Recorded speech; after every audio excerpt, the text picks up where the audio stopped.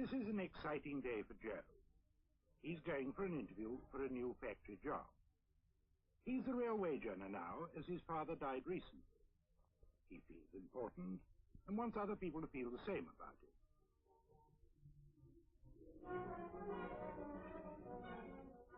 Joe's interview was for 10 o'clock, so he had a bit of time to think about the new job. What was it like inside? What sort of chap was the foreman? What would his mate think of him? And so on.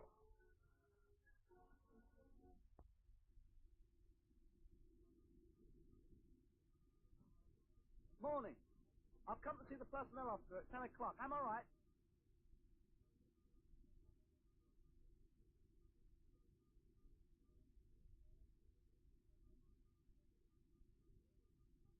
Hey! Here!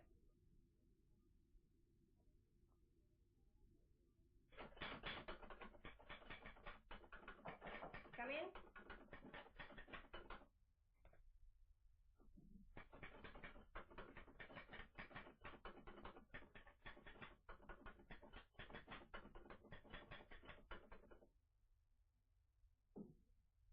Fill up this form in the waiting room, through the door on the right. You'll find pen and ink there. I'll let you know when Mr. Dennison's ready.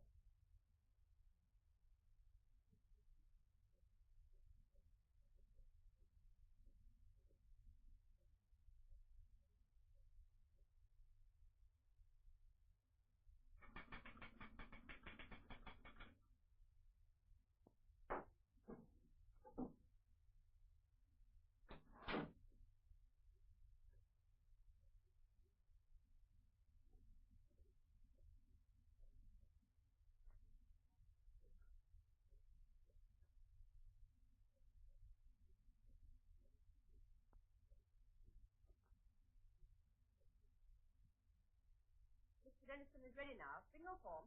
It's no earthly good, sir. You've got to get on with it at once. Oh, good. How much more from coming down to that more? What's that? Well, I know all about that. It's always the same thing. But he'll just have to do it, that's all. Tell him I said so. Heaven's sake, sit down. So you're applying for a job in this factory?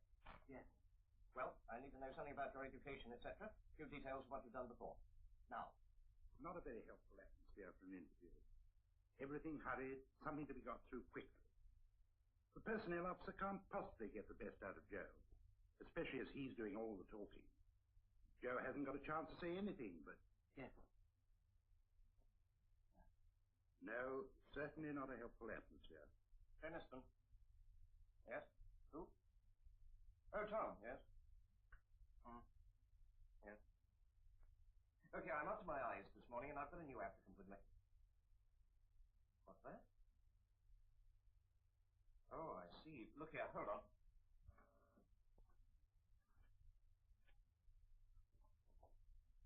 Oh, Tom Dyson's got himself in some trouble again. I shall have to deal with it. Take Joe Palmer down to Foreman's Great Hall. Ask him to give the lad a once-over. If he's all right, take him on, give him instructions when to start. But I've got the new machinery to put in today. All right, I'll see to it.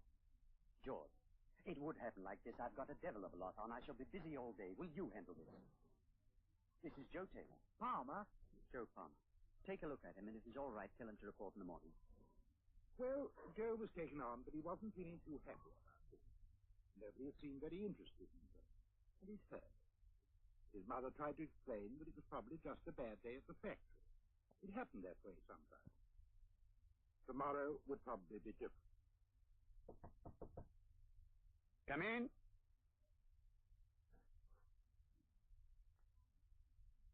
Yes? Oh, you're the new chap. I saw you yesterday, didn't I? That's right. I'm very busy this morning, but I've just time to show you around. Come on. The trouble with the foreman was that, kind man and excellent technician though he was, he just couldn't see the importance of induction. Showing Joe around the shop was something he had to do, but he meant to get it over as quickly as possible. Joe's enthusiasm was already cooling off. Oh, George, find Joe Palmer here some odd job to do for the time being. I must go.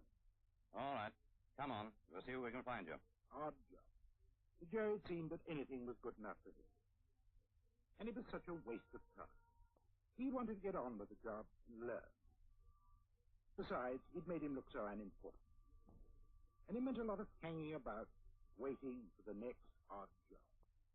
No, he wasn't very happy by the way things were going. Put that cigarette away. Hey, you. There's no smoking in this part of the building. Can't you read the notices?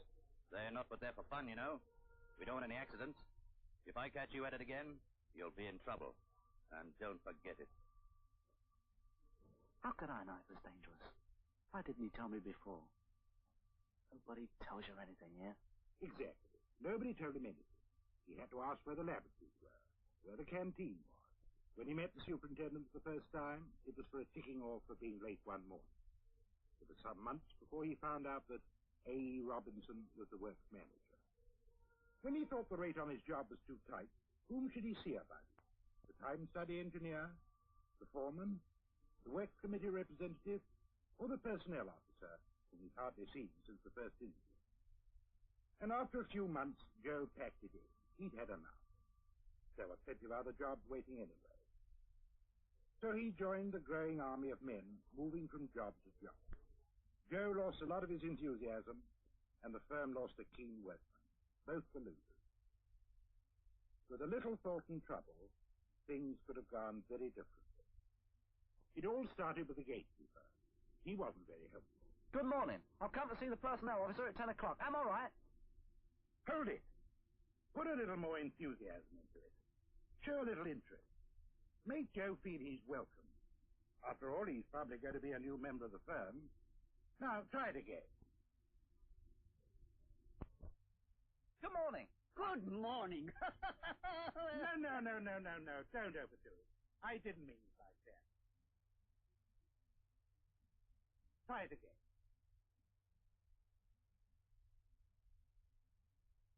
Paper down. Stand up. Smile.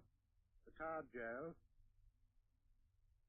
You've got an appointment with Mr. Dennison at 10 o'clock. Yeah.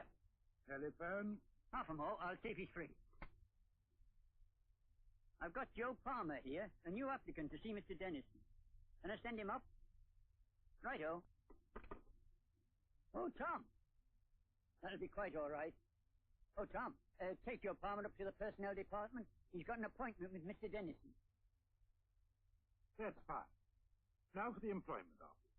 We can improve this scene, all right. Come in. Good morning. Morning, miss. Now, I want you to fill up this form, and then I'll take you into Mr. Dennison. If you have any trouble with it, come back and let me know. You'll find pen and ink in the waiting room, through the door on the right. Before Joe goes in, we might brighten the place up a bit.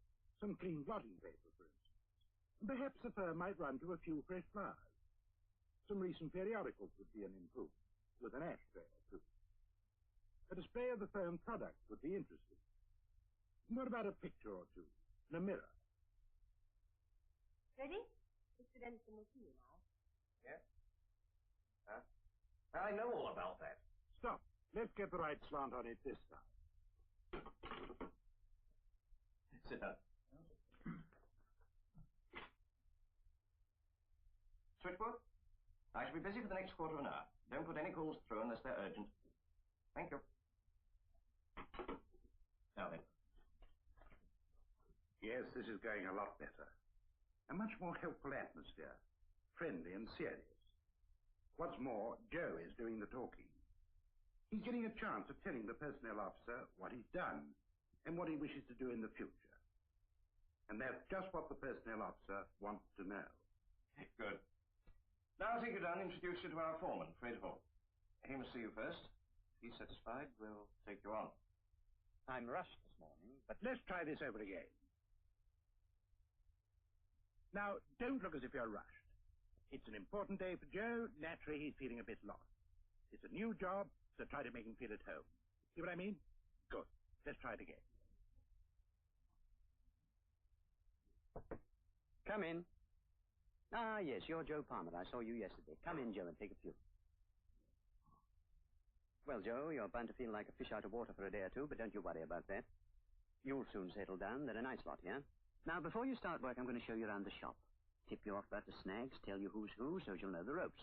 Later on, you'll be taken around the whole works and you'll learn all about the firm. Right? That's fine. Let's go.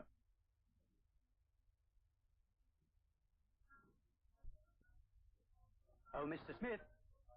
Mr. Smith is your charge hand. He's strict, but he's fair. Oh, this is Joe Palmer. He's starting today. Hello, Joe. Now, Joe, if you've got a worry or a grouch, you go and see Mr. Smith. If he can't settle it, he'll send you to me. And if I can't give you the answer, I'll soon find someone who can. Anyway, that's the drill. Thank you, Mr. Smith. Now, this is the first thing you do in the morning. It's important because the wages department calculates your pay packet from your card. And you don't clock other people's cards, Joe. It's forbidden. Oh, here's the superintendent. Oh, Mr. Blundell, this is Joe Palmer, a newcomer. I'm showing him round. Good morning. I hope you'll enjoy working here. Anyway, you're in good hands. Hey!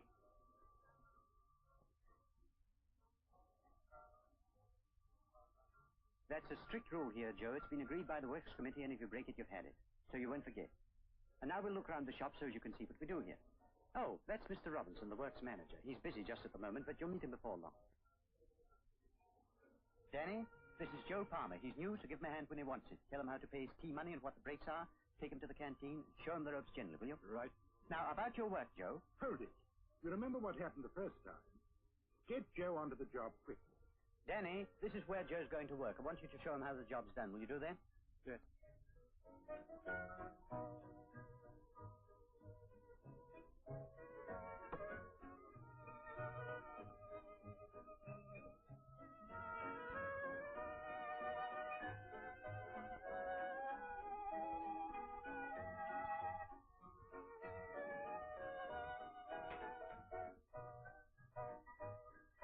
So Joe settled in.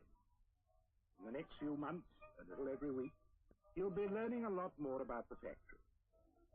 During the induction course, heads of department will be telling him all about the firm and his place in it. We want you to feel part of the firm. But you can't do that until you see how it works. So you will be taken through the factory and told what products we make and how we make them. You must know how wages and overtime are calculated, and what you have to do to obtain any wages due to you when absent from work, and how much income tax you owe. There are good reasons why these rules have been made, why they have to be kept. Many of them are concerned with your own safety. We have a very good sports club here, and a very flourishing dramatic society, too. I'm going to tell you what time study methods we have here, how the bonus scheme operates, and how waiting time affects it. The benevolent fund may come in handy. You may have a rainy day and want a bit of help. We run training courses for those who are looking for promotion. All vacancies are advertised throughout the factory. Experience, technical qualifications, personality, merit, length of service are all taken into account. Well, there's the problem. Joe's attitude to his job is important both to the firm and to Joe himself. If he's happy and keen, everybody will be pleased.